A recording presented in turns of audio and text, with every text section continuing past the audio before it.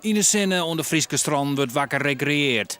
Meestal geniet je van zinnen, wetter en warmte. Maar de simmer had ook een negatieve kant. Het weterskip komt bij controles blauwalligtje in op gewoon zwemplakken. De potvisk in Haas stjongt al de onhurigst bij het skiermaatje. En er wordt maar een smaak verwachten. De GGD en de RIVM waarschuwen dat vooral bijen en mensen met klachten onder luchtwegen beter binnenblijven kunnen en haar net te volle inspannen moeten. Smaak komt net vaak voor in Nederland. Als er net volle wind is en het is zo warm en je krijgt een zuidelijke stroming als het zuideerst, dan krijg je de versmarging in de lucht. En dat betekent dat het net alleen nog skiën wordt, maar dat je toch ik rekening mee houden met vooral in grote gebieden, maar industrieën, dat de lucht versmargen wijzen kan. Komt dat vaak voor? De waarschuwingen verlenen dus net om de eren, dus dat is net zo vaak. En we krijgen tonger.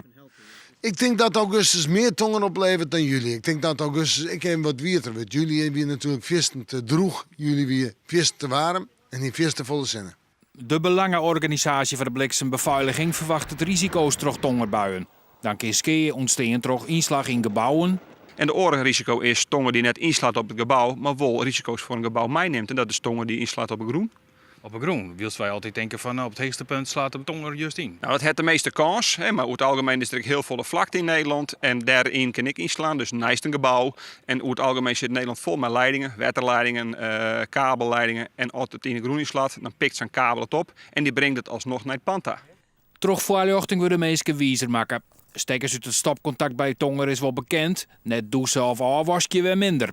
Maar ik bijvoorbeeld alles van staal in de wending wat aansluiten is op het kabelnet. Dus bijvoorbeeld de radiatoren op de waterleiding. Als je die aanrijdt terwijl er inslag is in de bodem. Ja, dan ren je nog steeds een heel groot risico. Je probeert dus nou net bang te maken omdat je hem daar natuurlijk dan handel in hebt? Nee, want dat is mijn taak net. Gemiddeld slacht de bliksem 10 keer in het jaar in een straal van 1 kilometer om een gebouw heen.